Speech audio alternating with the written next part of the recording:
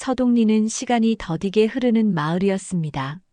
새벽을 여는 것은 요란한 자동차 경적 소리가 아닌 달게 회치는 소리와 멀리서 들려오는 기차 소리였지요.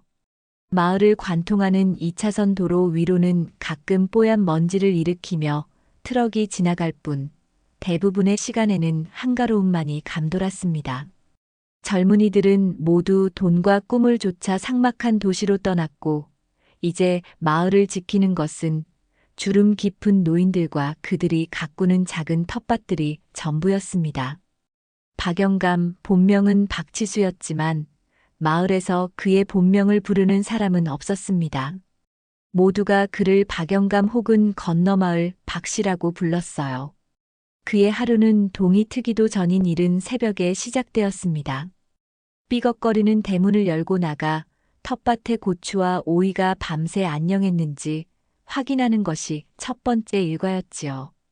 간밤에 내린 이슬을 툭툭 털어내는 늙은 손길에는 수십 년간 반복된 익숙함이 묻어났습니다. 그의 아내 이씨 부인 역시 말이 없는 사람이었습니다.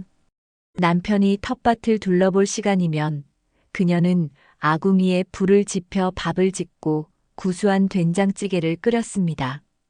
부부는 밥상에 마주 앉아 별다른 대화 없이 식사를 했어요. 달그락거리는 수저 소리와 창밖의 풍경 소리가 그들 사이의 적막을 채워주었습니다. 그것은 결코 어색하거나 불편한 침묵이 아니었습니다. 수십 년의 세월을 함께 견뎌온 부부만이 가질 수 있는 말보다 깊은 이해와 편안함이 그 침묵 속에 녹아 있었지요. 자식들이 보내오는 용돈은 통장에 차곡차곡 쌓여만 갔습니다. 쓸 곳도 쓰고 싶은 욕심도 없었기 때문이에요. 부부에게 필요한 것은 가끔 오는 자식들의 전화 한 통과 서로의 온기가 남아있는 이 낡은 흙집이 전부였습니다. 하지만 비어있는 자식들의 방을 볼 때마다 가슴 한구석이 시큰해지는 것은 어쩔 수 없는 노릇이었습니다. 그날도 여느 때와 다를 바 없는 늦여름의 오후였습니다. 숨막히던 더위가 한풀 꺾이고 바람에 제법 서늘한 기운이 묻어나기 시작할 무렵이었죠. 박영감은 지팡이 대신 익숙한 손때가 묻은 긴 나뭇가지를 짚고 마을 산책에 나섰습니다. 딱히 정해진 목적지가 있는 걸음은 아니었어요. 그저 논두렁을 따라 걷다가 마을 회관 앞 정자에 앉아 다른 노인들과 시시껄렁한 농담이나 주고받다 돌아올 셈이었습니다. 박영감의 발길이 마을 외곽의 고물상 앞에 멈춘 것은 순전히 우연이었습니다. 고물상은 마을의 흉물 같은 곳이었어요. 녹슨 철근과 찌그러진 양은 냄비, 주인을 잃은 낡은 농기구들이 아무렇게나 산을 이루고 있었습니다. 생의 마지막을 맞이한 물건들이 내뿜는 스산한 기운 때문에 마을 사람들은 웬만해선 그 근처를 지나려 하지 않았습니다. 박영감 역시 빨리 자리를 피하려던 참이었지요. 바로 그때였습니다. 엥! 무언가 우는 소리가 들렸습니다. 너무나 가냘퍼서 하마터면 바람소리에 묻혀버릴 뻔한 신락 같은 소리였어요. 박영감은 귀가 어두워진 탓인가 싶어 고개를 갸웃거렸습니다. 하지만 소리는 분명 존재했습니다. 잿더미와 폐타이어가 뒤엉킨 더미 깊숙한 곳에서 들려오고 있었죠. 호기심이 동한 박영감은 나뭇가지로 조심스럽게 고물 더미를 헤치기 시작했습니다. 시큼한 먼지가 풀썩 일어나 코를 찔렀어요. 몇 번을 더 뒤적인 끝에 그는 소리의 근원지를 발견하고는 저도 모르게 숨을 멈췄습니다.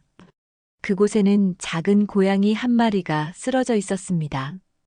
온몸이 까만 털로 뒤덮여 있어 처음에는 그저 더러운 헝겊 조각인 줄로만 알았습니다. 하지만 미세하게 오르내리는 옆구리와 간신히 힘을 쥐어짜 내뱉는 울음소리가 그것이 살아있는 생명임을 알려주고 있었지요. 몸은 비쩍 말라 갈비뼈의 윤곽이 그대로 드러나 있었고 털은 기름기와 먼지로 떡져 있었습니다. 누군가에게 맞기라도 한 것인지 아니면 굶주림에 지쳐 쓰러진 것인지 알 수 없었지만 한 가지는 분명했습니다. 이대로 두면 오늘 밤을 넘기기 어려울 것이라는 사실이었어요. 박영감은 잠시 망설였습니다. 평생 닭이나 개는 키워봤어도 고양이는 길러본 적이 없었습니다. 더군다나 저렇게 병색이 완연한 녀석을 섣불리 건드렸다가 무슨 일이 생길지 몰랐죠. 하지만 금방이라도 꺼질 듯한 생명 앞에서 차마 발길이 떨어지지 않았습니다. 한참을 미동도 없이 고양이를 내려다보던 박영감은 이내 결심한 듯 허리를 숙였습니다. 그는 자신의 낡은 조끼를 벗어 고양이를 조심스럽게 감싸 안았습니다. 품 안에 느껴지는 것은 온기가 아니라 싸늘하게 식어가는 작은 떨림뿐이었습니다. 박영감이 조끼에 감싼 무언가를 들고 대문으로 들어섰을 때 이씨 부인은 툇마루에 앉아 팥을 고르고 있었습니다. 그녀는 남편의 품에 들린 것이 무엇인지 단번에 알아차리고는 미간을 찌푸렸어요. 아니, 영감. 그게 다 뭐요? 고물상 앞에 쓰러져 있더군. 박영감은 조끼를 조심스럽게 펼쳐 보였습니다. 앙상한 몰골의 새까만 고양이가 모습을 드러내자 이씨 부인의 얼굴은 더욱 굳어졌습니다. 세상에, 꼴이 말이 아니네. 어쩌자고 그런 걸 주워왔어요? 다 죽어가는 것 같은데. 부인의 목소리에는 나무람과 안쓰러움이 뒤섞여 있었습니다. 그녀는 짐승을 싫어하는 사람이 아니었어요. 오히려 정이 많아 길가의 강아지에게 밥을 챙겨주기도 하는 사람이었지요. 하지만 지금 눈앞의 고양이는 상태가 너무나 심각해 보였습니다. 온갖 병을 다 달고 있을 것만 같았어요. 우리도 우리 몸 하나 건사하기 힘든 판에 어쩌자고. 괜히 정들었다가 죽기라도 하면 마음만 아프지. 어서 갖다 놔요. 이씨 부인의 말은 틀린 것이 하나도 없었습니다. 박영감도 아내의 말이 전부 옳다는 것을 알고 있었지요. 하지만 그는 고집스럽게 고개를 저었습니다. 그래도 생명인데 이대로 두고 가면 오늘 밤을 못 넘길 게 뻔해. 그냥 따뜻한 데서 눈이라도 감게 해줍시다. 박영감은 고양이를 안고 방으로 들어갔습니다. 이씨 부인은 아이고 저 양반 고집은 하고 혀를 차면서도 결국 자리에서 일어나 남편을 뒤따랐습니다. 그녀는 툴툴거리면서도 먼지를 뒤집어 쓴 고양이의 몰골이 마음에 걸리는 모양이었습니다. 방은 안 돼요. 털 날리고 병균 옮으면 어쩌려고 그래요? 결국 고양이의 임시 거처는 부엌 한 구석으로 정해졌습니다.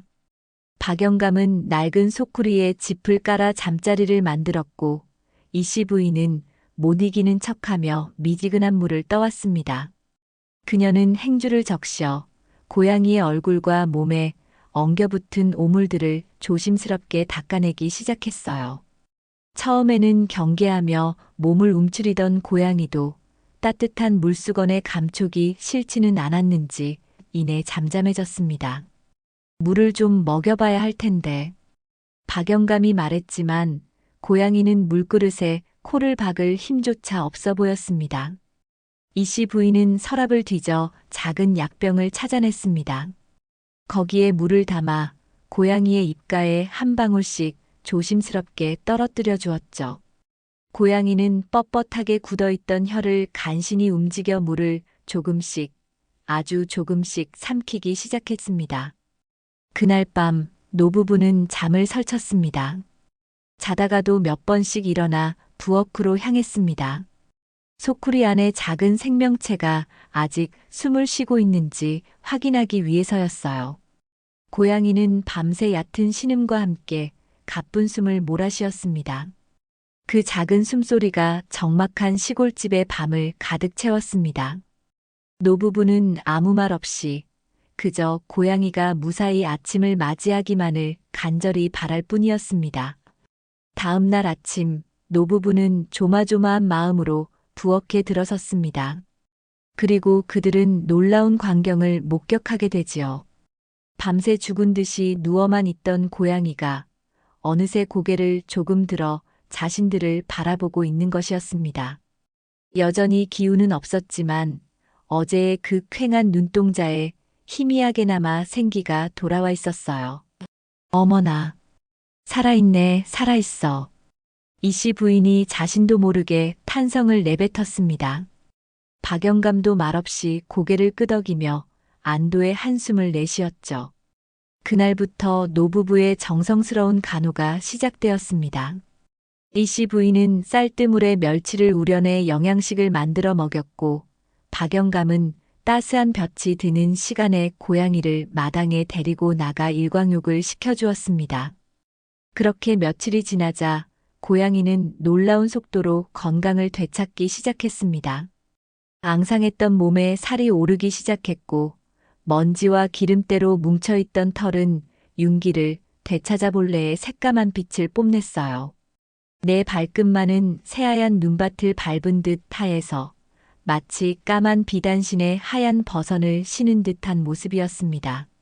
무엇보다 인상적인 것은 호박 보석처럼 영롱하게 빛나는 노란 눈동자였지요. 어느덧 고양이는 소쿠리를 벗어나 집안을 돌아다닐 만큼 기운을 차렸습니다. 노부부는 이제 녀석에게 이름을 붙여주어야겠다고 생각했어요. 이 녀석, 이름을 뭐라고 지어줄까? 박영감이 툇마루에 앉아 고양이의 등을 쓰다듬으며 말했습니다. 이씨 부인은 마당에 고추를 다듬다 말고 대답했지요. 죽다 살아났으니 기적이지. 기적이라고 부릅시다. 기적이. 박영감은 그 이름을 몇 번 되뇌어 보았습니다. 참 좋은 이름이라고 생각했어요. 잿더미 속에서 발견된 작은 생명체가 노부부의 집에서 다시 생명을 얻은 것. 그것은 분명 작은 기적이었습니다. 기적아, 이리 온. 박영감이 부르자 고양이는 마치 자신의 이름을 알아듣기라도 한 듯 다가와 그의 다리에 제 몸을 비볐습니다. 갸르릉거리는 만족스러운 울음소리가 박영감의 무릎을 타고 온몸으로 퍼져나갔습니다. 그렇게 기저귀는 노부부의 새로운 가족이 되었습니다. 노부부는 아직 알지 못했습니다. 자신들이 거둔 이 작은 생명체가 앞으로 얼마나 놀랍고 거대한 기적을 불러일으키게 될지를 말입니다. 기저귀와의 만남은 그저 단조로운 일상에 찾아온 작은 변화, 그 이상도 이하도 아니라고 생각할 뿐이었습니다. 기저귀가 박영감 부부의 낡고 조용한 일상에 스며든 것은 마른 논에 물이 차오르듯 아주 자연스럽고도 필연적인 일이었습니다. 처음 며칠 동안은 극도의 경계심을 풀지 않고 부엌 한 구석, 짚을 깔아준 낡은 소쿠리 안에서 웅크리고만 있던 녀석이었지요. 하지만 노부부의 꾸준하고도 조심스러운 보살핌 속에서 기저귀의 마음은 꽁꽁 얼었던 겨울땅이 따스한 봄눈에 녹듯 아주 서서히 그리고 부드럽게 풀리기 시작했습니다. 가장 먼저 기저귀의 닫힌 마음을 연 것은 이씨 부인이었습니다. 그녀는 처음 기저귀를 집으로 들릴 때만 해도 정들면 어쩌냐며 또 다른 상실이 가져올 아픔을 두려워하던 사람이었습니다. 하지만 막상 앙상한 몸으로 제품에 안겨 가쁜 숨을 몰아쉬는 작은 생명 앞에서 그 걱정은 눈 녹듯 사라지고 모성애와 연민만이 남았어요. 아침에 일어나면 가장 먼저 기저귀의 밥그릇부터 확인했고 쌀뜨물에 멸치를 곱게 갈아 넣어 기력에 좋을 영양식을 정성껏 만들어 먹였습니다. 행여 녀석이 무료할까 싶어 쓰지 않는 털실을 둥글게 뭉쳐 굴려주기도 했습니다. 기저귀는 그런 부인의 지극한 사랑을 온몸으로 느끼는 듯 했습니다. 부인이 툇마루에 앉아 겨울 창거리로 쓸 콩을 고르거나 텃밭에서 캔 나무를 다듬을 때면 어느새 소리 없이 다가와 그 옆에 식빵처럼 내 발을 감추고 몸을 말고 앉았습니다. 그리고는 세상에서 가장 평온한 표정으로 꾸벅꾸벅 졸곤 했지요. 부인이 밭으로 향하면 기저귀도 그림자처럼 그 뒤를 졸졸 따랐습니다. 부인은 호미질을 하면서도 연신 기저귀에게 말을 걸었습니다. 흙냄새를 맡거나 날아다니는 고추잠자리를 쫓으며 장난치는 기저귀를 보는 것만으로도 고된 노동에 시름이 씻겨나가는 것 같았거든요. 기저가, 이놈의 고추는 올해도 아주 실하게 열렸구나. 이거 잘 따다 말려서 우리 큰아들 녀석 보내줘야겠다. 그놈이 매운 걸 참 좋아하는데. 저기 저 호박벌 좀 봐라. 아주 욕심도 많지. 이 꽃 저 꽃 쉬지도 않고 옮겨 다니는구나. 너처럼 먹을 걸 밝히는 게 꼭 누굴 닮았네. 대답 없는 고양이에게 하는 말이었지만 부인은 더 이상 혼잣말을 하는 것 같지 않았습니다. 자신의 말에 고개를 갸웃거리며 영롱한 노란 눈을 끔뻑여주는 작은 생명체. 그 존재 하나만으로도 텅 비었던 집과 마음이 가득 차오르는 기분이었습니다. 어느 날 저녁 텔레비전을 보다 문득 도시에 사는 아들 내외 생각이 난 부인이 장롱 깊숙이 넣어둔 낡은 사진첩을 꺼내 들었습니다. 아들의 결혼 사진을 어루만지며 눈시울을 붉히고 있을 때였어요. 기저귀가 조용히 다가와 부인의 무릎 위로 사뿐히 올라앉았습니다. 그리고 그 작고 따뜻한 뺨을 잘 튼 부인의 손등에 가만히 부볐습니다. 마치 할머니, 너무 슬퍼하지 마세요. 제가 있잖아요 하고 속삭이며 위로하는 것만 같았지요. 부인은 저도 모르게 기저귀의 보드라운 등을 쓸어주며 희미하게 미소 지었습니다. 그날 밤 부인은 오랜만에 꿈자리가 뒤숭숭하지 않은 깊은 잠을 잘 수 있었습니다. 반면 삶의 대부분을 무뚝뚝함으로 일관해온 박영감과 기저귀가 친구가 되기까지는 조금 더 시간이 필요했습니다. 박영감은 기저귀를 분명 아꼈지만 그 애정을 살갑게 표현하는 법을 알지 못하는 전형적인 옛날 남자였지요. 그저 묵묵히 지켜보거나 가끔 발치해 와서 애교를 부리면 못 이기는 척 투박한 손으로 등을 한두 번 쓸어주는 것이 그가 할 수 있는 최선의 표현이었습니다. 기저귀 역시 그런 할아버지의 성격을 아는지 할머니에게처럼 대놓고 치대지는 않았습니다. 두 사람, 아니 한 사람과 한 마리의 관계에 변화가 생긴 것은 어느 나른한 오후였습니다. 점심을 먹고 난 박영감이 툇마루에 벌러덩 누워 달콤한 낮잠에 빠져들었을 때였지요. 땀이 송골송골 맺힌 이마와 거칠게 자란 희끗희끗한 수염이 숨을 쉴 때마다 규칙적으로 오르내렸습니다. 기저귀는 그 모습을 창고 앞에 앉아 한참 동안 진지하게 관찰하더니 아주 조심스럽고도 우아한 걸음으로 박영감에게 다가갔습니다. 그리고는 턱에 듬성듬성 자란 수염에 코를 박고 킁킁 신중하게 냄새를 맡기 시작했지요.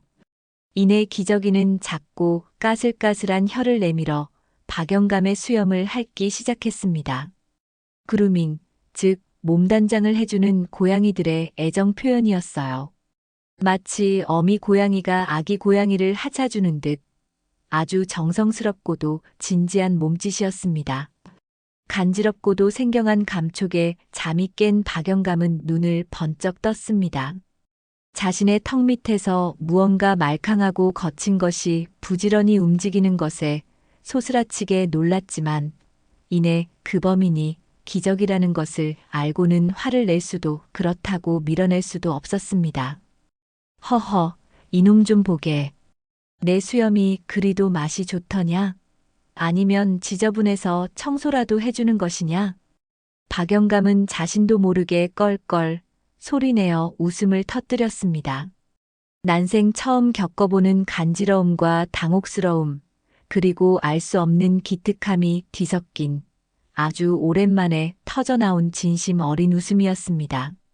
그날 이후 박영감의 낮잠 시간에는 기저귀의 수염 손질이 당연한 일과처럼 추가되었습니다. 박영감은 이제 기저귀가 다가와도 놀라지 않고 그저 눈을 감은 채 녀석의 정성스러운 하침을 기꺼이 받아주었지요. 그것은 두 수컷 사이에 생긴 비밀스럽고도 유쾌한 교감의 방식이었습니다. 기저귀의 영특함과 사랑스러움은 곧 좁은 서동리 마을 전체로 퍼져나가기 시작했습니다. 특히 동네 어귀에서 작은 슈퍼를 운영하는 김씨 아저씨는 기저귀에 열렬한 팬을 자처했어요. 노부부가 장이라도 보러 읍내에 나갔다 돌아오는 시간이면 기저귀는 귀신같이 알아채고 슈퍼 앞 평상에 얌전히 앉아 부부를 기다렸습니다. 아이고, 우리 기저귀 또 어무이 아버지 기다리나? 충신났어, 충신났어. 김씨 아저씨가 기저귀의 턱을 긁어주며 말했습니다. 그러면 기저귀는 기다렸다는 듯 아저씨의 다리에 몸을 비비며 온갖 애교를 부렸지요. 그 모습에 마음이 약해진 아저씨는 어김없이 제일 맛있는 분홍 소시지 하나를 까서 기저귀에게 건넸습니다. 기저귀는 그 소시지를 덥석 받아 물고는 부부가 나타날 때까지 먹지 않고 얌전히 기다렸다가 마치 전리품이라도 되는 양 그들 앞에 소시지를 내려놓곤 했습니다. 이 녀석, 또 김 사장님께 신세를 졌구나. 감사하다고 말씀드렸어? 박영감이 웃으며 말하면 기저귀는 야옹하고 우렁차게 대답하며 부부의 뒤를 따라 집으로 향했습니다. 그 평화로운 뒷모습을 바라보는 마을 사람들의 얼굴에도 흐뭇한 미소가 번졌습니다. 잿더미 속에서 발견된 비쩍 마른 고양이 한 마리가 조용하고 적막하기만 하던 서동리에 작은 웃음과 따스한 온기를 불어넣고 있었습니다. 기저귀의 작은 발소리와 가르랑거리는 만족스러운 울음소리가 노부부의 집안 가득 꺼지지 않는 생기를 채우고 있었으니까요. 기저귀와 함께하는 목가적이고 평화로운 나날이 영원히 계속될 것만 같았습니다. 노부부는 기저귀가 가져다준 소소한 행복에 젖어 그들이 얼마나 오래도록 웃음을 잊고 살았는지를 새삼 깨닫고 있었지요. 하지만 운명은 종종 가장 행복한 순간에 비극의 씨앗을 뿌리는 법이었습니다. 그 고요하고 단단하던 평화의 균열은 누구도 예상치 못한 방식으로 시작되었습니다. 기저귀에게 누구도 이해할 수 없는 이상하고도 기이한 버릇이 생기기 시작한 것은 녀석이 노부부의 온전한 가족이 된 지 석 달쯤 지났을 무렵의 일이었습니다. 변화는 아주 사소한 것에서 그리고 아주 정확한 시간에 시작되었습니다. 매일 저녁 7시 정각. 텔레비전에서 저녁 종합 뉴스를 알리는 익숙한 시그널 음악이 울려 퍼질 시간이면 기저귀는 하던 모든 행동을 멈췄습니다. 할머니의 무릎에서 잠을 자다가도 털실 뭉치를 가지고 놀다가도 그 시그널 음악은 녀석에게 거역할 수 없는 명령처럼 작용하는 듯 했습니다. 녀석은 벌떡 일어나 마치 무언가에 쫓기는 것처럼 다급하게 현관으로 달려갔습니다. 그리고는 문을 앞발로 긁어대며 처연하게 울기 시작했지요.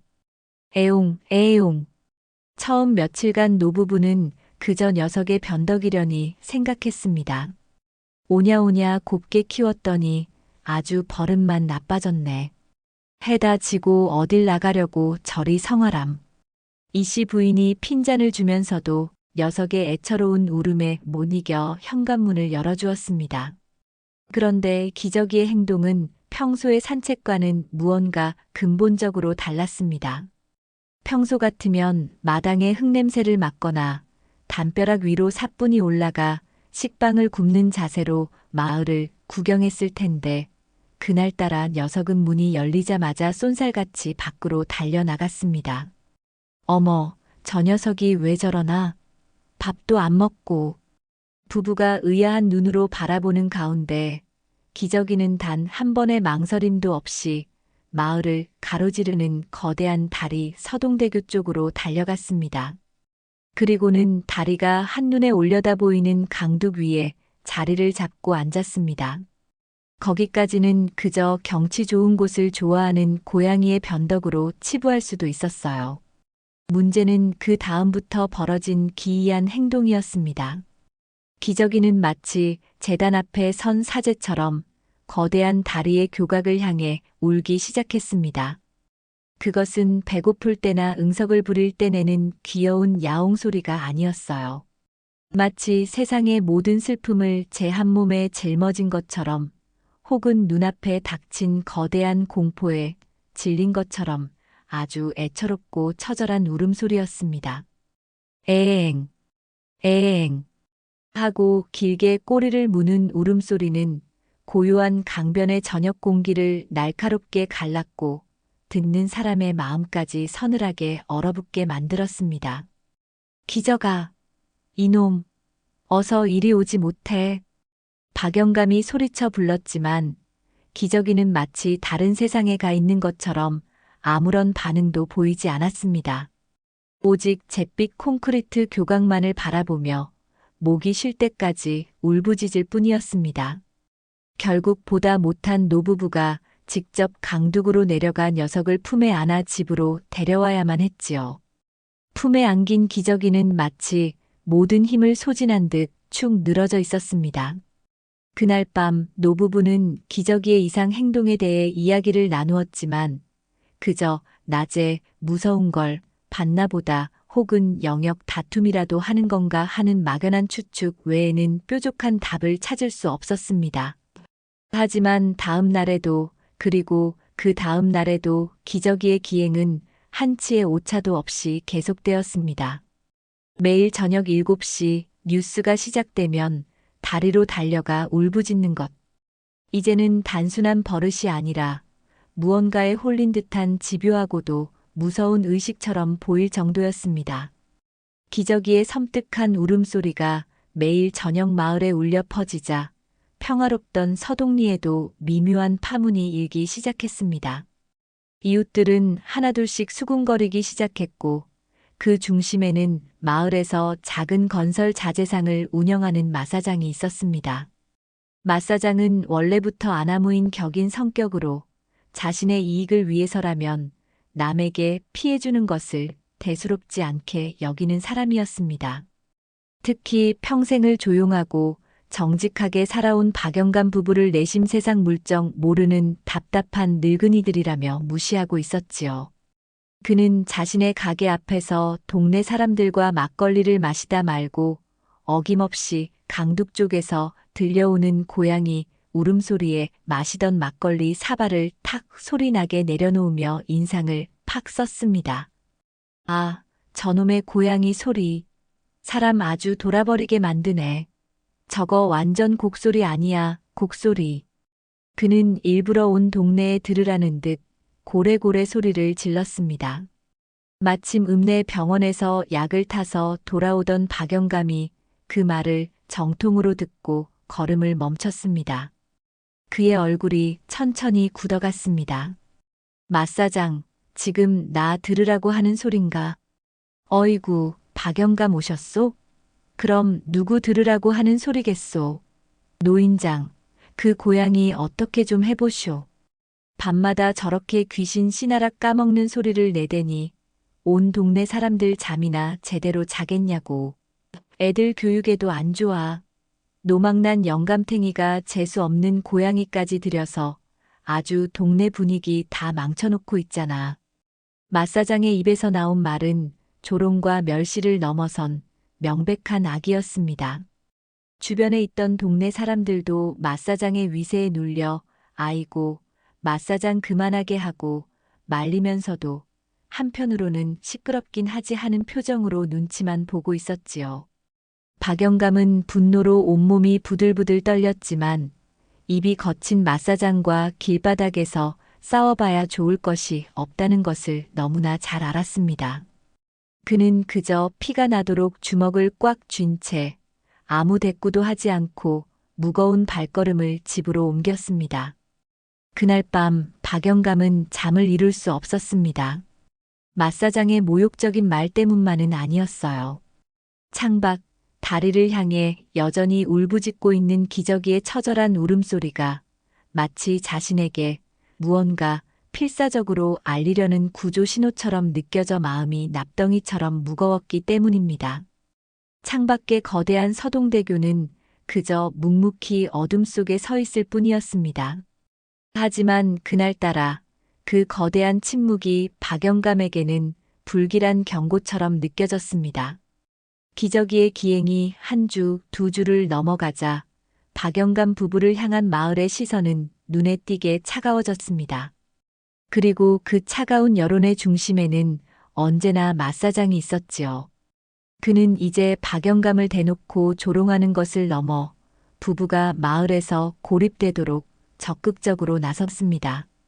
그는 마을 회관이나 슈퍼 앞처럼 사람이 많이 모이는 곳에서 마치 연극이라도 하듯 과장된 몸짓으로 사람들의 이목을 집중시켰습니다. 어이, 박영감. 오늘 저녁에도 당신네 집 그 영물께서는 곡소리 잘 내시던데 혹시 서동대교에 뭔 일이라도 생긴답디까? 아주 용한 도사 나셨어. 용한 도사. 마사장은 기저귀의 울음소리를 기괴하게 흉내내며 낄낄거렸습니다. 그의 말에 주변에 있던 몇몇 사람들도 덩달아 쓴웃음을 터뜨렸지요. 박영감은 얼굴이 화끈거려 견딜 수가 없었습니다.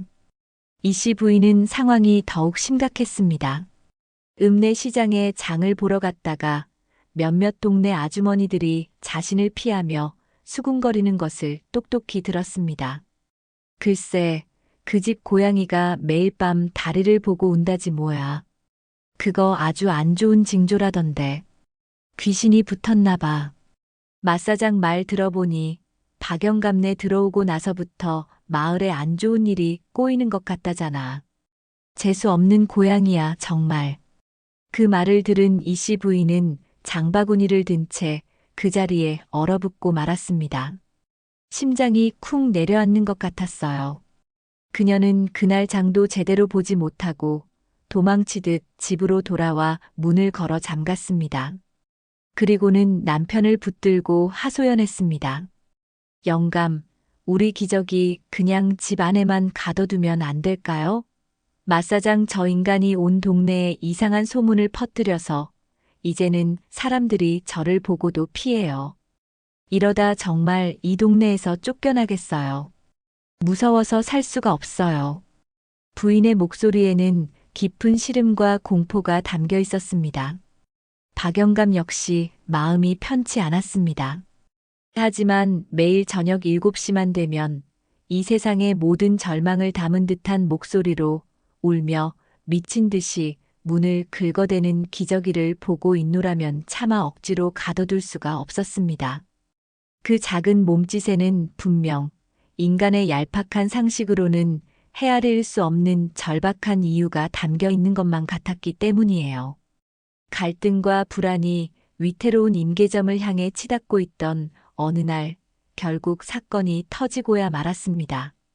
장마가 다시 시작된 듯 하늘에 구멍이라도 뚫린 것처럼 장대비가 억수같이 쏟아지던 밤이었습니다.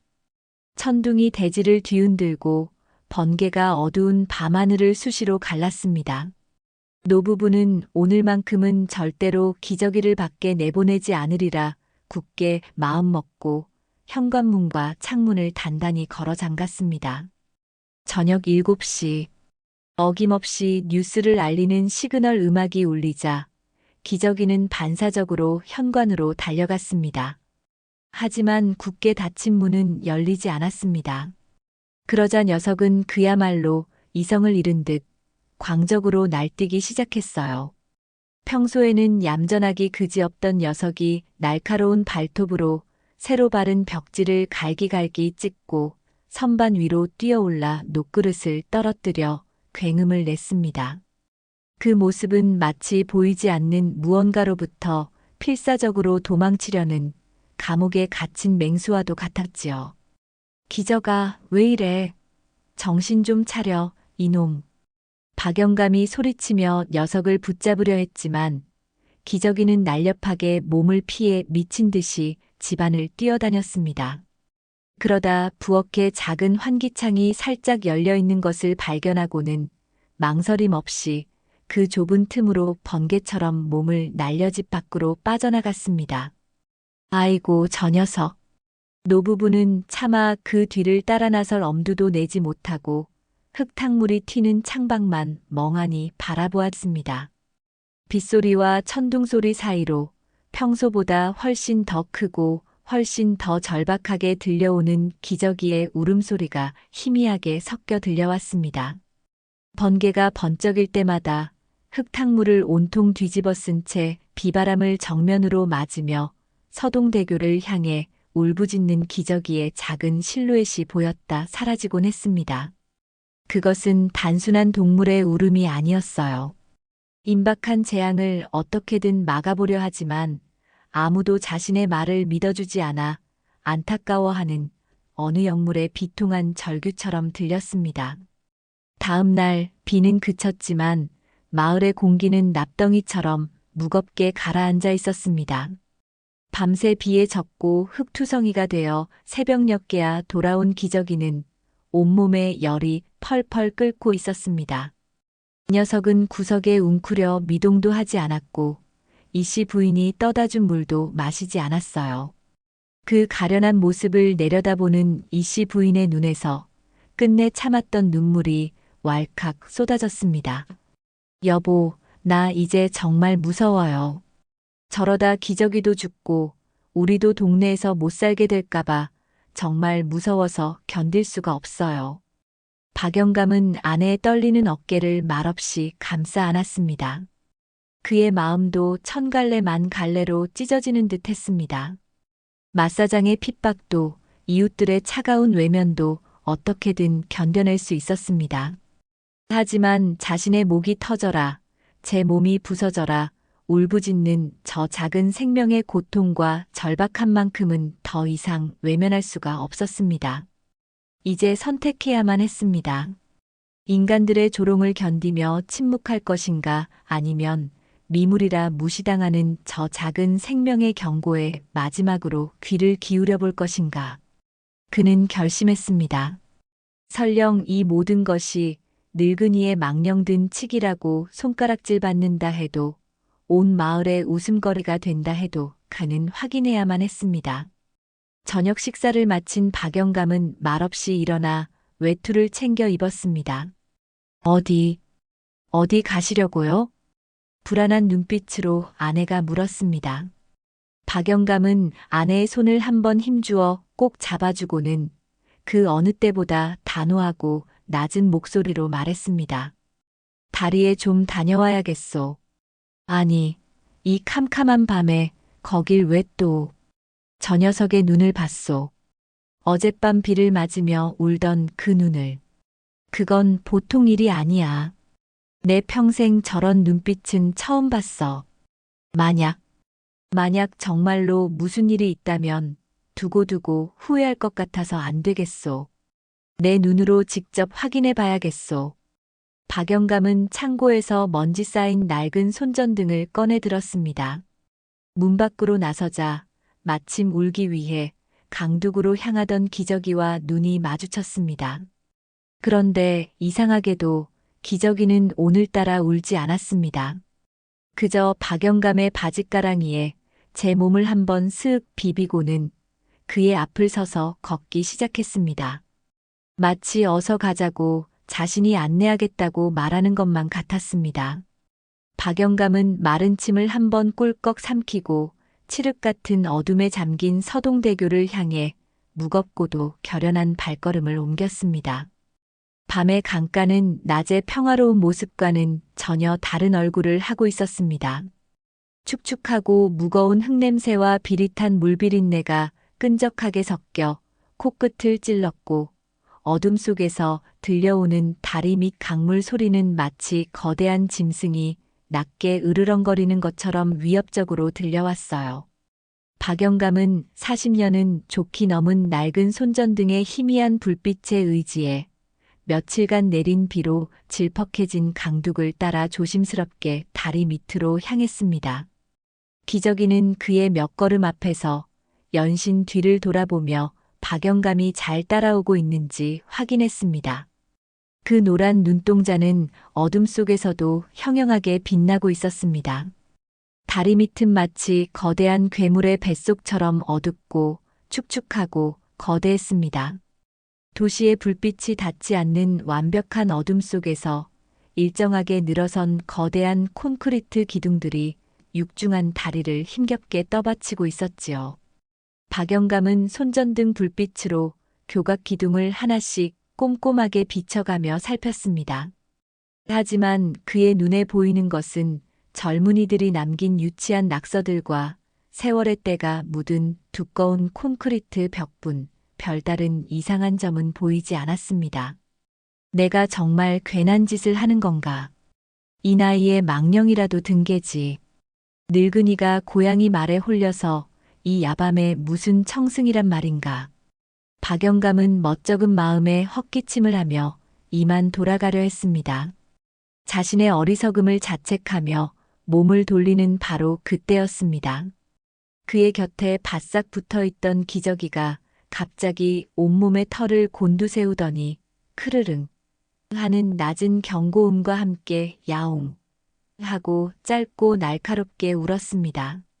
그리고는 마치 저기를 보라고 저기가 문제라고 말하는 듯 가장 중앙에 있는 유난히 거대한 교각 기둥을 향해 앞발을 내밀며 시선을 고정했습니다. 왜 그러느냐, 기저가. 저기에 뭐가 있느냐? 박영감은 기저귀가 가리키는 곳으로 다시 손전등을 비췄습니다.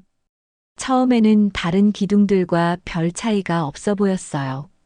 하지만 불빛을 좀 더 가까이 가져다 대는 순간 박영감은 자신의 눈을 의심했습니다. 그리고 그의 등줄기에서 식은땀이 폭포수처럼 쏟아져 내렸습니다. 심장이 발밑으로 쿵 하고 떨어지는 것만 같았습니다. 교각 기둥의 한가운데 마치 거대한 뱀이 기어간 것처럼 검고 긴 균열이 선명하게 나 있었습니다. 그것은 단순한 실금이 아니었어요. 어른 팔뚝만 한 굵기로 기둥의 위아래로 길게 뻗어 있었습니다. 박영감은 떨리는 손으로 다가가 균열에 손을 대보았습니다. 그러자 콘크리트 조각들이 힘없이 부스러져 내렸습니다. 그는 귀를 기둥에 바싹 대보았습니다. 그러자 기둥 깊숙한 곳에서 우두득, 두둑 하고 무언가 뒤틀리고 부서지는 듯한 소름 끼치는 소리가 미세하게 들려왔습니다. 다리 위로 화물차라도 한 대 지나갈 때면 발밑의 땅이 통째로 흔들리는 불길한 진동이 고스란히 느껴졌습니다. 이 다리는 지금 당장 무너져 내려도 조금도 이상하지 않을 그야말로 붕괴 직전의 상태였습니다. 이럴 수가. 세상에. 박영감은 공포에 질려 뒷걸음질 쳤습니다. 떨리는 손으로 품에서 휴대폰을 꺼냈습니다. 손가락이 말을 듣지 않아 몇 번이나 잘못 누른 끝에 간신히 112 버튼을 눌렀습니다. 그의 목소리는 공포와 다급함으로 심하게 갈라져 나왔습니다.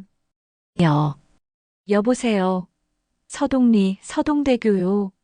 다리가 무너지게 생겼소. 교각에 금이 쫙 갔단 말이오. 빨리 와서 차들을 막아야 하오. 처음 전화를 받은 경찰은 또 술 취한 노인의 주정이려니 생각했습니다. 하지만 수화기 너머로 들려오는 공포에 질려 거의 비명에 가까운 박영감의 목소리에 무언가 심상치 않은 일이 벌어졌음을 직감했습니다. 불과 10분도 지나지 않아 마을 전체가 떠나갈 듯한 사이렌 소리와 함께 경찰차와 군청 차량들이 서동대교로 쏜살같이 몰려들었습니다. 다리는 순식간에 양방향 전면 통제되었습니다. 경찰들은 확성기를 들고 고래고래 소리치며 다리 위에 있던 차량과 사람들을 긴급히 대피시켰습니다. 갑작스러운 소동에 잠에서 깬 마을 사람들이 하나둘씩 집 밖으로 몰려나와 불안한 눈으로 다리를 바라보았지요. 이 소란을 보고 가장 먼저 달려온 사람 중 하나는 역시나 마사장이었습니다. 그는 팔짱을 낀 채 이 모든 소동이 한심하고 어처구니 없다는 듯 혀를 찼습니다. 참나. 코미디를 해라, 코미디를 해. 고양이 울음소리 하나에 온 동네가 노란하네, 노란아. 경찰 양반들, 제정신이요? 저 영감탱이가 노망나서 헛소리하는 거요. 멀쩡한 다리를 왜 막고 이 난리법석이냐고. 마사장이 씩씩거리며 경찰의 통제선을 무시하고 다리 쪽으로 다가가려 하자 앳돼 보이는 젊은 경찰이 그의 앞을 필사적으로 막아섰습니다. 위험합니다, 선생님. 제발 물러나 주십시오. 현재 다리 상태가 매우 위중하다는 신고가 들어왔습니다. 비켜, 이 새파란 놈아. 다리 밑에 어제 들여놓은 내 비싼 시멘트랑 철근이 있단 말이야. 저 영감탱이 헛소리만 믿고 다리 막았다가 비라도 와서 내 재산 다 망가지면 당신들이 책임질 거냐고. 비켜. 마사장은 욕설을 퍼부으며 기어코 경찰을 거칠게 밀치고 다리 밑 자신의 자재를 쌓아둔 곳으로 성큼성큼 걸어 들어갔습니다. 사람들의 애타는 만류와 경찰의 다급한 경고도 그의 귀에는 들리지 않았습니다. 자신의 재산이 노인의 망령보다 훨씬 더 중요했으니까요. 바로 그 순간이었습니다. 운명의 심판이 내려진 것은 쿠구구궁. 땅 전체가 울리는 세상의 종말을 고하는 듯한 굉음이 터져나왔습니다. 그것은 단순한 소리가 아니라 땅속 깊은 곳에서부터 올라오는 거대한 진동이었습니다. 사람들이 비명을 지를 새도 없었습니다. 모두가 공포에 질린 눈으로 슬로우 모션처럼 펼쳐지는 비현실적인 광경을 지켜볼 수밖에 없었습니다. 육중한 서동대교가 허리를 접듯 가운데부터 천천히 기울기 시작했습니다. 다리를 지탱하던 굵은 케이블들이 밧줄 끊어지듯 투두둑 소리를 내며 튕겨져 나갔고 강철과 콘크리트로 만들어진 거대한 구조물들이 성냥개비처럼 부러져 나갔습니다. 쾅! 마침내 거대한 다리가 하늘을 뒤덮을 듯한 거대한 물보라와 함께 강물 속으로 처참하게 무너져 내렸습니다. 자신의 자재를 챙기기 위해 교각 근처에 다가섰던 마사장은 피할 틈도 없었습니다. 그는 무너져 내리는 다리의 거대한 콘크리트 파편과 지진처럼 쏟아지는 흙더미에 그대로 깔리고 말았습니다. 으악! 굉음이 멎은 자리, 처참하게 끊어진 다리의 잔해 속에서 마사장의 고통과 공포가 뒤섞인 비명이 울려 퍼졌습니다. 그 소리는 강물 속으로 가라앉은 다리의 마지막 단말마처럼 아주 오랫동안 충격과 정적에 휩싸인 서동리의 밤하늘에 소름 끼치게 메아리 쳤습니다. 이 모든 것이 일어난 것은 다리 위를 달리던 마지막 차량이 아슬아슬하게 통제선을 빠져나간 지 불과 5분도 채 지나지 않은 후였습니다. 서동대교 붕괴 사건은 그날 밤으로 대한민국을 뒤흔들었습니다. 단순한 교량 붕괴 사고가 아니었습니다. 고양이의 기이한 경고, 한 노인의 끈질긴 신고, 붕괴 5분 전에 아슬아슬한 차량 통제, 그리고 경고를 무시한 남자의 비극. 이 모든 요소가 뒤엉켜 한 편의 잘 짜인 재난 영화보다도 더 극적인 이야기가 탄생했습니다. 다음 날 아침 대한민국 모든 신문과 방송은 서동리의 비극적인 기적을 일면 머리 기사로 대서특필했지요. 고요했던 서동리는 하루아침에 세상의 모든 소음이 몰려드는 태풍의 눈이 되었습니다. 가장 먼저 도착한 것은 지역 방송국의 젊고 야심 넘치는 기자였습니다. 그는 박영감의 집 대문을 두드려 아직 어안이 벙벙한 노부부에게서 첫 단독 인터뷰를 따내는데 성공했습니다. 그의 보도가 나간 지 1시간도 채 되지 않아 서울에서 출발한 각 방송사의 로고가 선명한 중계차와 취재 차량들이 좁은 농로를 가득 메우기 시작했습니다.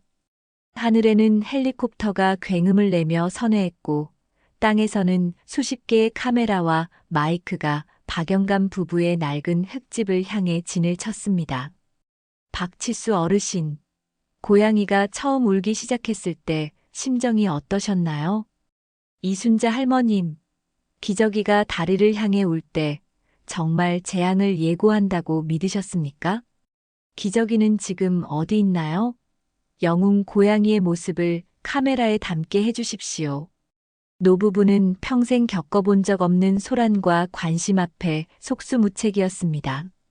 기자들은 약속도 없이 마당으로 불쑥 들어왔고 카메라 플래시는 쉴 새 없이 터졌습니다. 리 씨 부인은 쏟아지는 질문에 어쩔 줄 몰라 하며 남편의 옷소매만 붙잡았고 박영감은 아내를 보호하려 애쓰며 그만들 하시오. 우리 집사람이 놀랐소. 하고 소리쳐야만 했습니다.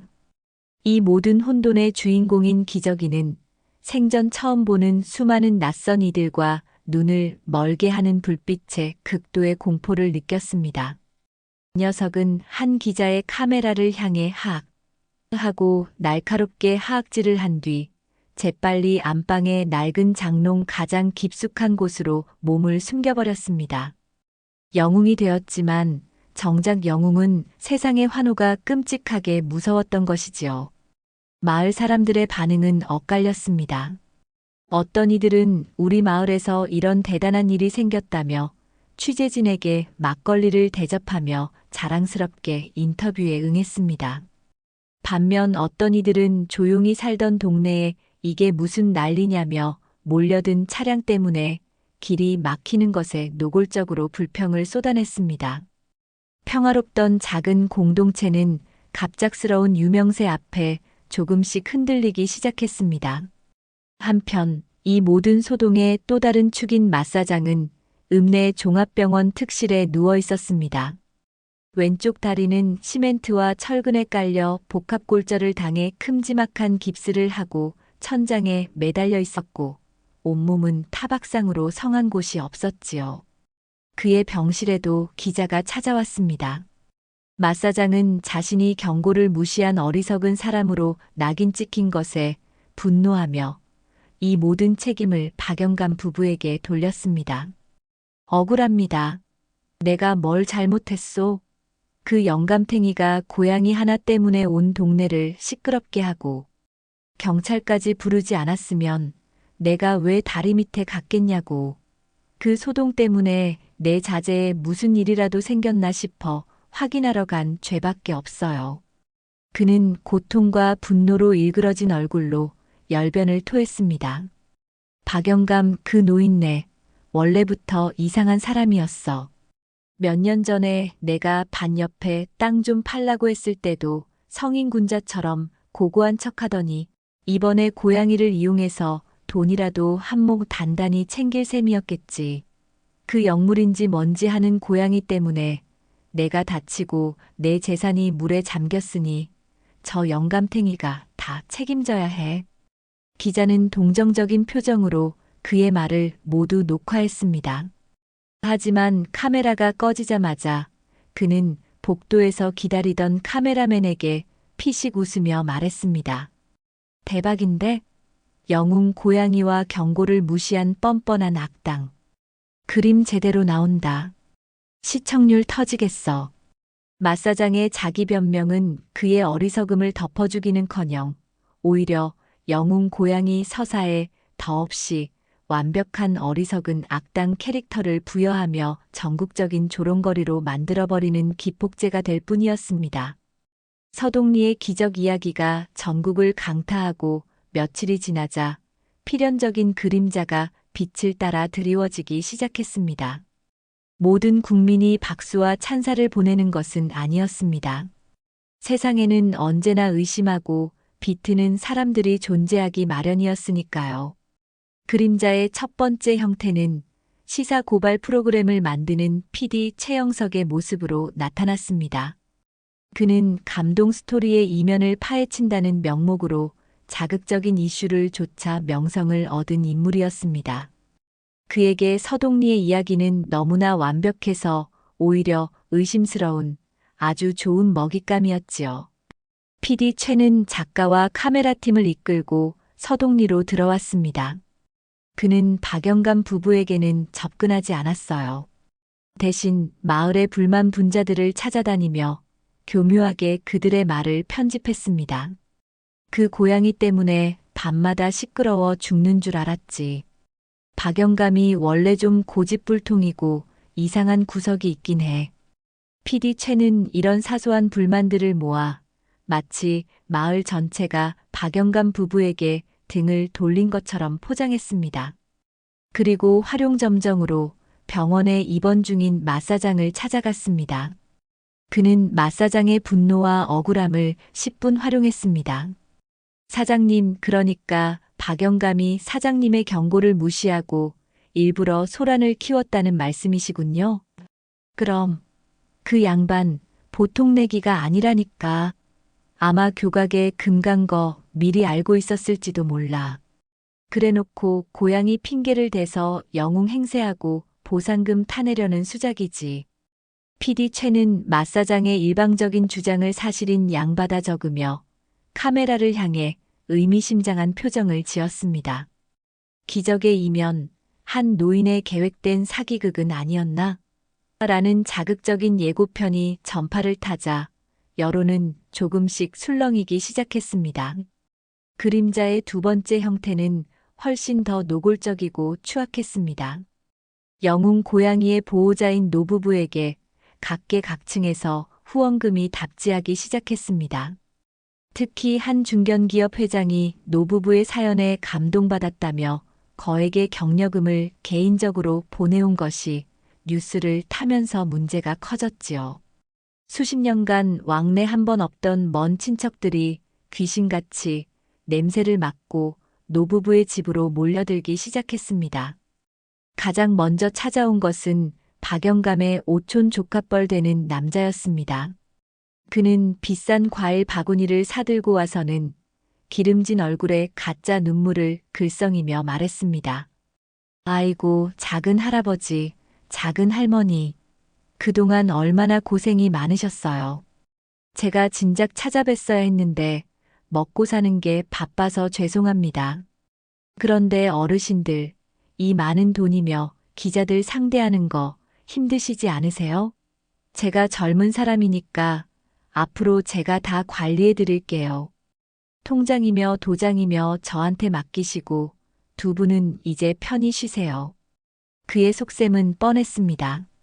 노부부가 거절의 기미를 보이자 그는 다음 날부터 본색을 드러냈습니다. 매일같이 찾아와 나도 지분이 있다.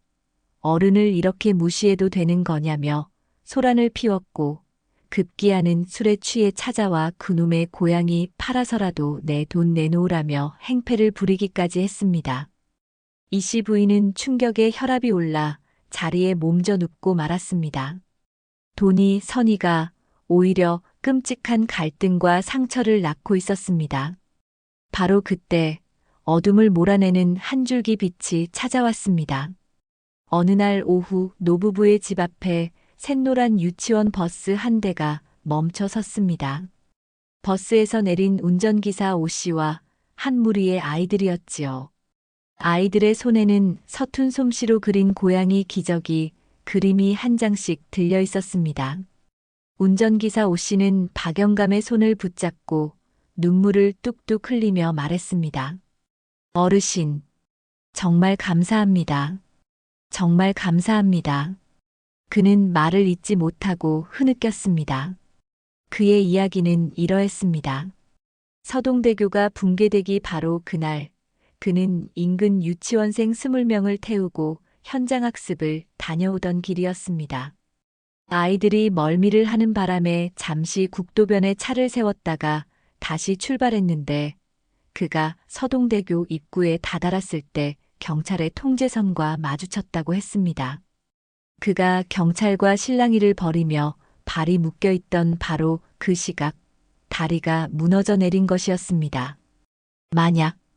만약 저희가 10분만, 아니 5분만 일찍 그 자리에 도착했더라면 저와 우리 아이들은 지금 이 세상에 없었을 겁니다. 어르신과 기저귀가 저희 21명의 목숨을 구해주신 겁니다. 오 씨는 박영감 앞에서 큰 절을 올렸습니다. 아이들은 고사리 같은 손으로 자신들이 그린 그림을 할머니에게 건네주며 고양이 할아버지, 고양이 할머니 감사합니다. 하고 낭낭하게 외쳤습니다. 이씨 부인은 아이들을 끌어안고 참았던 눈물을 터뜨렸습니다.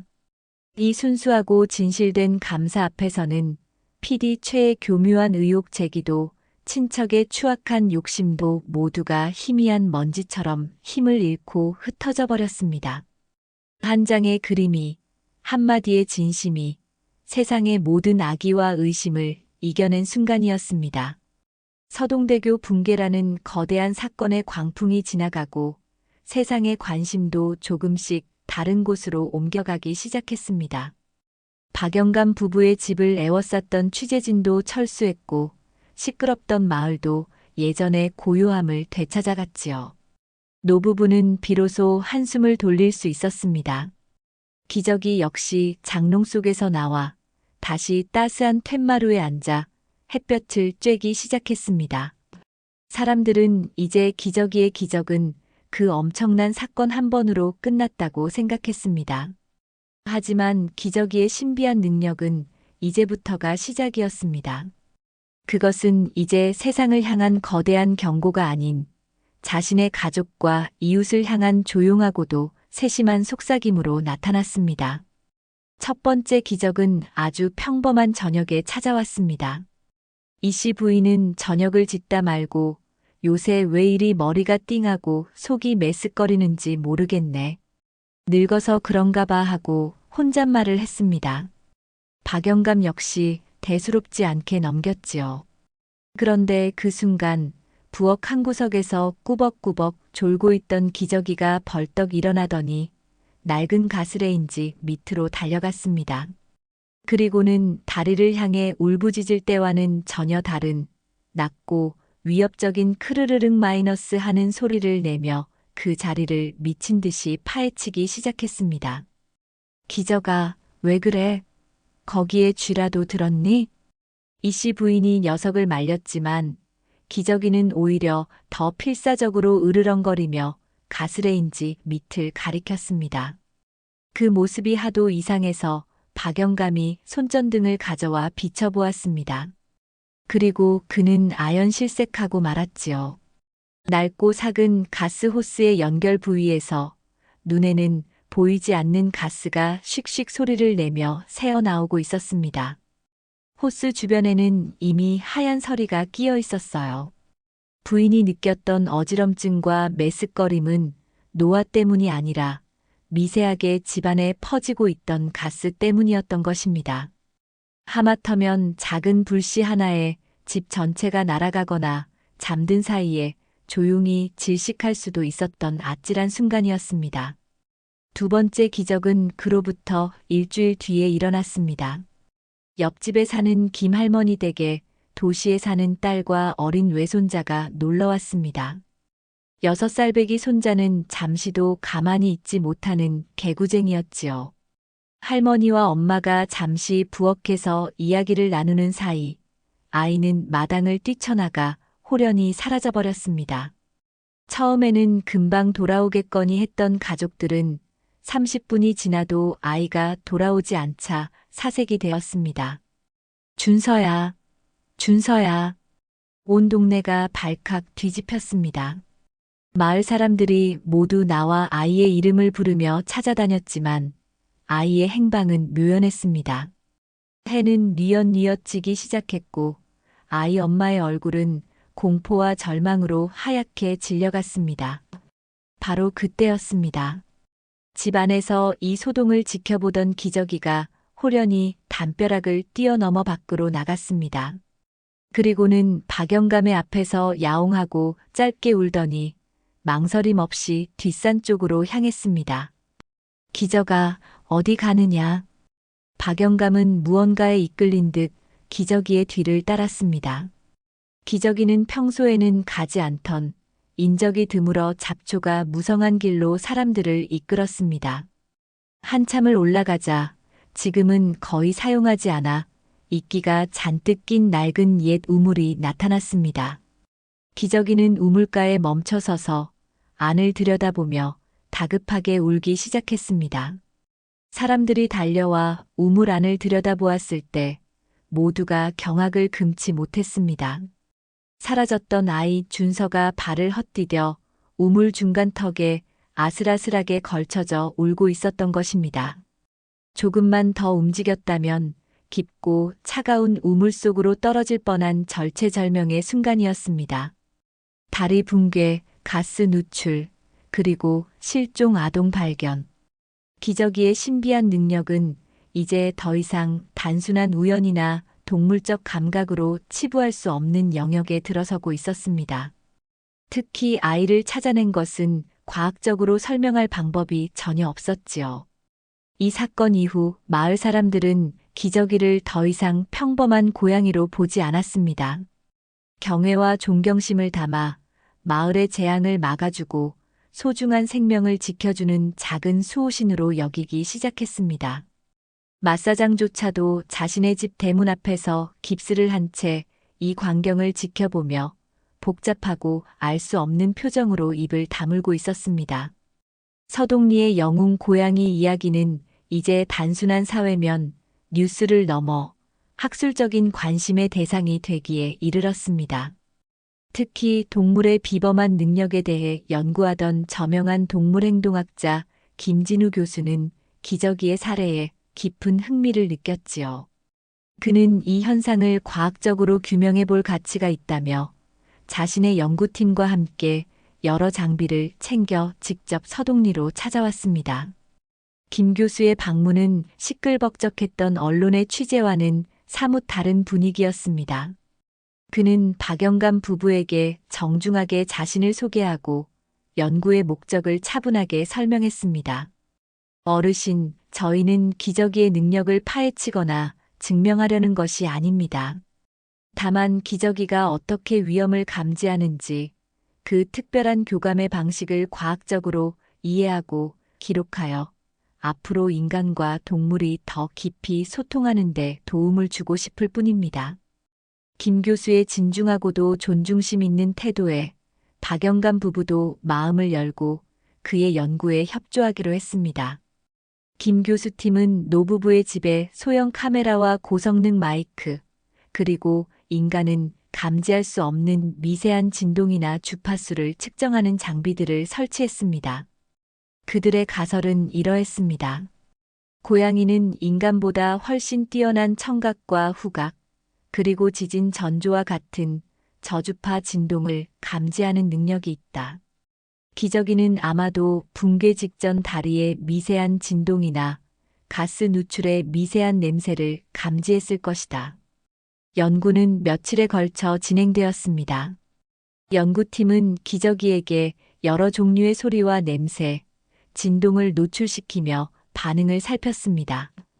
다른 다리가 나오는 영상을 보여주기도 하고 다리가 붕괴될 때 발생했을 법한 저주파 음을 재생하기도 했지요. 하지만 기저귀는 그 모든 인위적인 자극에 전혀 관심을 보이지 않았습니다. 그저 지루하다는 듯 하품을 하거나 연구원의 무릎에 올라가 잠을 청할 뿐이었습니다. 과학적인 방법론은 기저귀의 변덕 앞에서 속수무책이었어요. 특히 김 교수를 가장 깊은 고민에 빠뜨린 것은 실종 아동 발견 사건이었습니다. 이것은 진동이나 냄새 같은 물리적인 감각으로는 도저히 설명할 수 없는 현상이었습니다. 그날 우물가에는 아이의 냄새가 남아있지도 않았고 아이가 어떤 위험 신호를 보낸 것도 아니었기 때문입니다. 그것은 마치 기저귀가 아이가 저곳에서 위험에 처해 있다는 사실 그 자체를 지각한 것처럼 보였습니다. 마지막 날 모든 장비를 철수하기 전 김 교수는 툇마루에 앉아 기저귀의 등을 쓰다듬고 있는 박영감과 마주 앉았습니다. 그는 쓴웃음을 지으며 말했습니다. 어르신, 제가 졌습니다. 저희의 과학은 기저귀 앞에서 아주 보잘것없는 것이 되어버렸네요. 그는 잠시 말을 고르더니 진지한 목소리로 자신의 최종 결론을 이야기하기 시작했습니다. 물론 다리 붕괴나 가스 누출은 기저귀의 뛰어난 감각으로 설명할 여지가 있습니다. 저희가 감지하지 못하는 무언가를 느꼈을 수 있지요. 하지만 그것만으로는 부족합니다. 기저귀는 단순히 위험 신호를 감지한 것이 아니었어요. 그 위험이 자신의 가족과 자신의 이웃에게 중대한 위협이 된다는 것을 이해하고 그것을 어떻게든 알려야 한다고 필사적으로 노력했습니다. 이것은 감각의 영역을 넘어선 깊은 공감과 지성의 영역입니다. 김 교수는 하늘을 한번 올려다보고는 박영감을 바라보며 말을 이었습니다.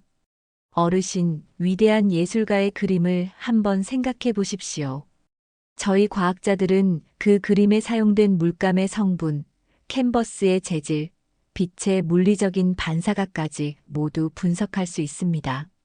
하지만 그 위대한 예술가가 왜 하필 그곳에 그 색으로 붓 터치를 했는지 그 천재적인 영감의 순간만큼은 결코 과학으로 설명할 수 없지요. 기저귀가 가진 능력은 바로 그런 영감과도 같은 것입니다.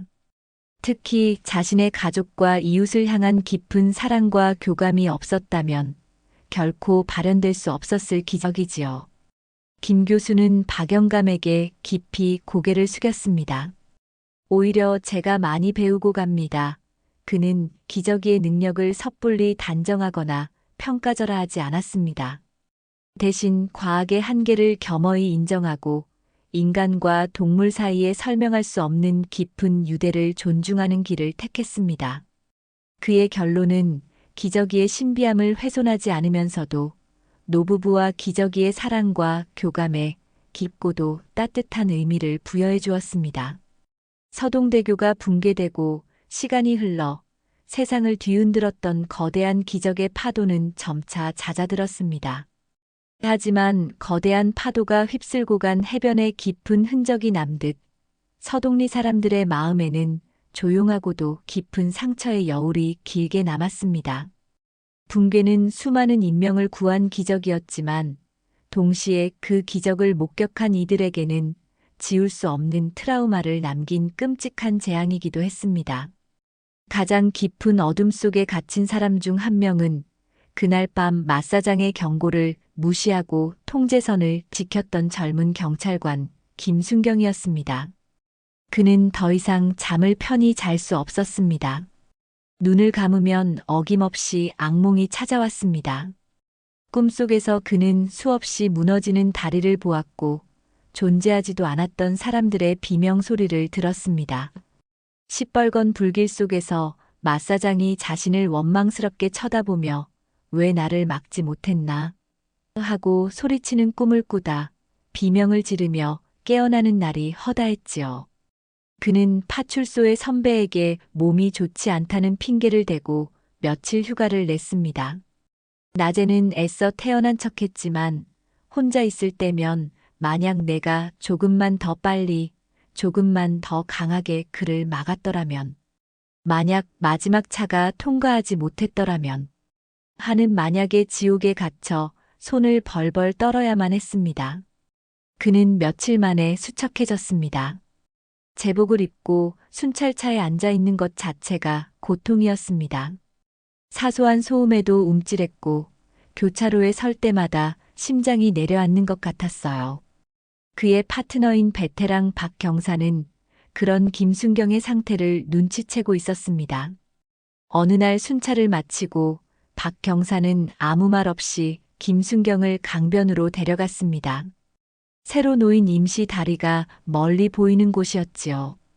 김순경, 자네 덕분에 그날 수백 명이 살았어. 하지만은 무슨, 자네가 그 노인 신고를 헛소리로 넘겼으면 어쩔 뻔했나. 자네가 망설임 없이 출동하고 욕을 먹어가면서도 통제선을 쳤기 때문에 대참사를 막은 거야. 마사장은, 그건 그의 선택이었어. 자네 탓이 아니야. 선배의 위로에도 김순경의 마음은 풀리지 않았습니다. 그는 고개를 숙인 채 저는 경찰 자격이 없는 것 같습니다. 그만둬야겠습니다 하고 힘없이 말했습니다. 바로 그때 순찰차의 열린 문으로 작은 그림자가 훌쩍 뛰어올랐습니다. 기적이었습니다. 녀석은 마치 제자리인 양 김순경의 무릎 위에 자리를 잡았습니다. 그리고는 세상에서 가장 평온하고도 규칙적인 소리, 갸르르릉, 갸르르릉 하는 골골송을 부르기 시작했지요. 그 낮고 깊은 진동이 긴장으로 딱딱하게 굳어있던 김순경의 몸을 통해 마음까지 전달되는 듯 했습니다. 따뜻한 온기와 규칙적인 울림. 그것은 세상에서 가장 원초적인 형태의 위로였습니다. 김순경은 자신도 모르게 기저귀의 등을 천천히 쓰다듬었습니다. 한 번, 두 번. 그러다 결국 그는 참았던 눈물을 터뜨리고 말았습니다. 영웅도 경찰도 아닌 그저 27 청년의 서럽고 무서웠던 눈물이었습니다. 기저귀는 그저 묵묵히 그의 눈물이 제 털을 적시는 것을 아랑곳하지 않고 계속해서 위로의 노래를 불러주었습니다. 서동리의 안전 점검을 담당했던 군청의 박 과장 역시 보이지 않는 감옥에 갇혀 있었습니다. 그의 책상 위에는 자신이 마지막으로 결재했던 서동대교 정기 안전 점검 결과 보고서 사본이 놓여 있었습니다. 보고서의 마지막 장 종합이견 이상 없음이라는 글자와 그 밑에 있는 자신의 서명이 매일같이 그를 고문했습니다.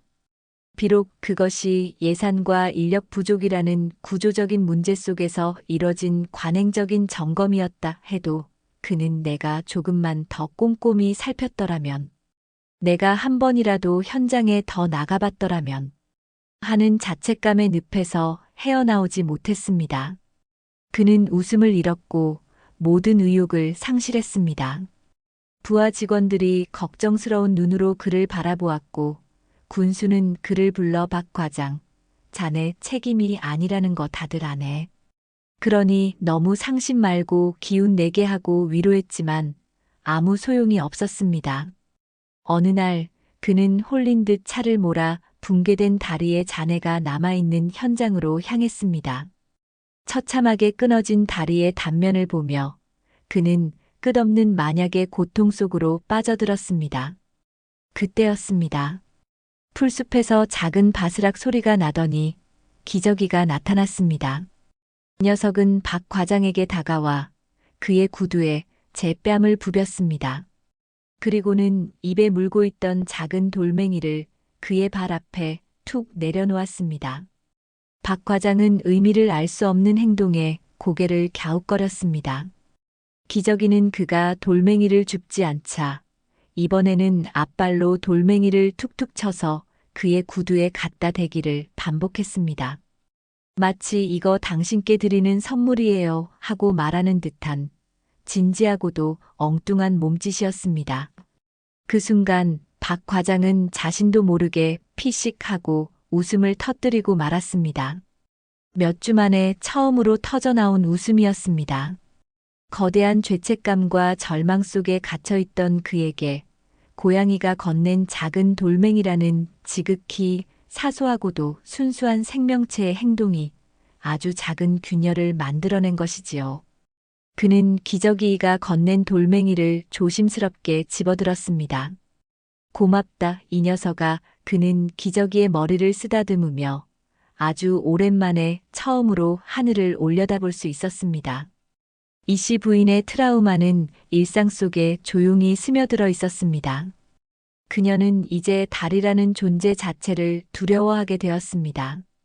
읍내에 가기 위해 새로 놓인 튼튼한 임시 다리를 건널 때조차 차 안에서 눈을 질끈 감고 남편의 팔을 부서져라 붙잡아야만 했습니다.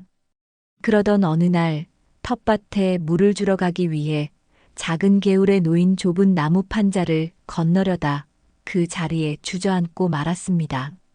갑자기 다리가 무너지던 그날의 굉음이 환청처럼 들려왔기 때문입니다. 여보, 괜찮소? 박영감이 걱정스럽게 달려왔지만 이씨 부인은 무서워. 나 못 건너겠어. 하며 아이처럼 울먹였습니다. 바로 그때 기저귀가 나타났습니다. 녀석은 조금의 망설임도 없이 사뿐사뿐 우아한 걸음으로 좁은 나무 판자를 건넜습니다. 그리고는 건너편에 앉아 이씨 부인을 돌아보며 야옹하고 울었습니다. 마치 보세요, 할머니. 이렇게 안전한걸요. 어서 오세요 하고 말하는 것 같았지요. 그 작은 믿음직스러운 모습에 이씨 부인은 용기를 냈습니다. 남편의 손을 잡고 한 걸음 한 걸음. 마침내 판자를 다 건넜을 때 기저귀는 기다렸다는 듯 그녀의 다리에 몸을 비비며 위로의 가르랑 소리를 냈습니다. 그러던 어느 날 박영감 부부는 마침내 중대한 결심을 하게 됩니다. 각계각층에서 보내온 후원금은 손도 대지 않은 채 통장에 고스란히 남아 오히려 마음의 짐이 되어가고 있었습니다. 이 돈을 어떻게 써야 가장 의미가 있을까? 부부는 오랫동안 고민했습니다. 더 좋은 집을 살 수도, 편안한 노후를 위해 쓸 수도 있었지만 마음이 편치 않았습니다. 결심의 계기는 시장 어귀에서 만난 한 마리의 작은 길고양이였습니다. 비에 젖은 채 가게 주인이 내쫓는 소리에 놀라 음식물 쓰레기통 뒤로 황급히 숨는 작은 길고양이 한 마리를 보게 된 것입니다. 그 앙상하고 겁에 질린 모습이 처음 만났던 날의 기저귀와 너무나도 닮아 있었습니다. 그 순간 박영감은 아내를 보며 말했습니다. 여보, 저 녀석도 누군가 따뜻한 손 한 번 내밀어주면 우리 기저귀처럼 예쁜 아이가 될 수 있지 않겠소? 이씨 부인은 말없이 고개를 끄덕였습니다. 박영감은 결심한 듯 말을 이었습니다.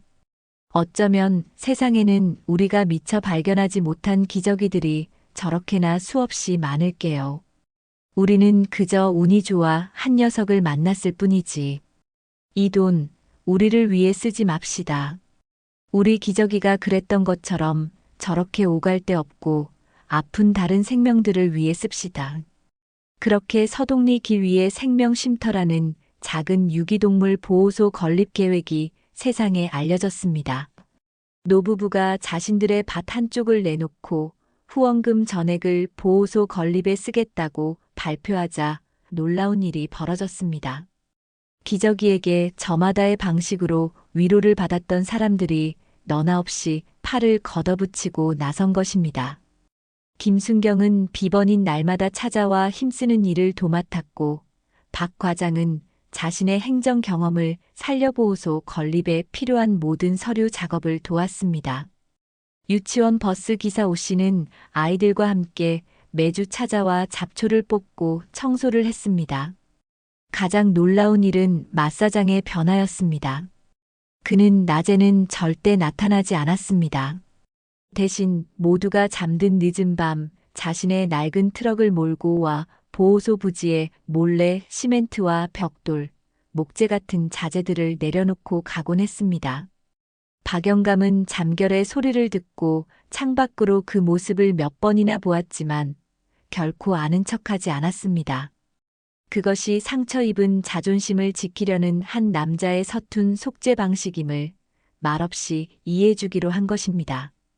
잿더미 속에서 발견된 한 마리의 고양이가 만들어낸 기적은 이제 단순히 재앙을 막는 것을 넘어 사람들의 깊은 상처를 치유하고 흩어졌던 마음을 하나로 모으는 더 크고 따뜻한 기적을 만들어내고 있었습니다.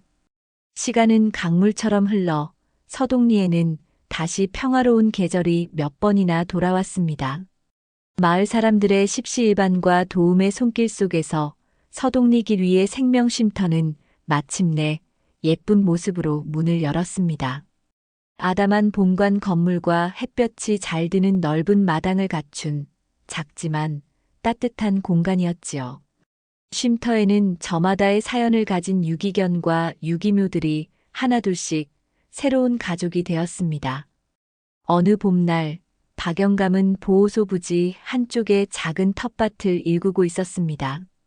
이제 막 돋아나는 새싹들을 보며 흐뭇한 미소를 짓던 그의 낡은 호미 끝에 무언가 딱딱한 것이 걸렸습니다. 조심스럽게 흙을 파내자 그 속에서 나온 것은 아주 낡고 해진 가죽 목걸이였습니다. 그것은 기저귀를 처음 발견했던 고물상 근처의 땅이었습니다. 목걸이는 오랫동안 땅속에 묻혀 있었는지 본래의 색을 잃고 딱딱하게 굳어 있었습니다. 흙을 털어내자 작은 노쇠로 된 방울과 함께 이름과 전화번호가 새겨진 작은 인식표가 달려 있었어요. 박영감은 침침한 눈을 가늘게 뜨고 인식표에 새겨진 글자를 읽었습니다. 나비. 그리고 그 밑에는 지금은 거의 쓰지 않는 구식 지역 번호와 함께 희미한 전화번호가 새겨져 있었습니다. 박영감은 그 자리에 한참을 서 있었습니다. 나비. 기저귀의 원래 이름이었을지도 모르는 정겨운 이름이었습니다. 누군가가 이토록 애타게 사랑했던 가족이었던 것입니다. 어쩌면 기저귀가 매일같이 다리를 향해 울었던 것은 다리 건너편 어딘가에 있을 옛 주인을 그리워했기 때문은 아니었을까? 아니, 어쩌면 그 다리 위에서 주인과 끔찍한 이별을 겪었던 것은 아니었을까? 수많은 생각들이 그의 머릿속을 스쳐 지나갔습니다. 그날 저녁 박영감은 이씨 부인에게 낡은 목걸이를 보여주었습니다. 이씨 부인 역시 한참 동안 말없이 목걸이를 만지작거렸습니다. 여보, 전화 한번 해봐야 하지 않을까요? 아직도 이 아이를 애타게 찾고 있을지 모르잖아요. 평생을 그리워하며 살고 있을지도요. 부인의 목소리는 조심스러웠습니다. 박영감은 창밖, 마당에서 다른 고양이들과 함께 노는 기저귀의 모습을 물끄러미 바라보았습니다. 기저귀는 더 이상 기저귀 혼자가 아니었습니다. 쉼터의 다른 동물들에게는 든든한 대장이었고 상처 입은 마을 사람들에게는 말없는 위로자였으며 노부부에게는 눈에 넣어도 아프지 않을 늦둥이 자식이었습니다. 박영감은 조용히 고개를 저었습니다. 아니, 그러지 맙시다. 하지만 이 아이는 이제 나비가 아니오. 기저귀지. 우리 기저귀, 서동리의 기저귀야. 혹여 옛 주인이 나타나 이 아이를 데려가려 한다면 우리는, 그리고 이 마을 사람들은 또 한 번 마음이 무너져 내릴 거요. 무엇보다 기저귀 자신의 행복을 위해서라도 과거는 그냥 과거로 묻어둡시다. 이 아이는 스스로 새로운 삶을 선택한 게야. 우리는 그 선택을 존중해줘야지. 이씨 부인은 남편의 깊은 뜻을 이해하고 조용히 고개를 끄덕였습니다. 노부부는 낡은 나비 목걸이를 작은 나무 상자에 넣어 장롱 가장 깊숙한 곳에 보관하기로 했습니다. 그것은 기저귀에 아팠을지도 모를 과거에 대한 예의이자 현재의 행복을 지키기 위한 그들의 조용한 선택이었습니다.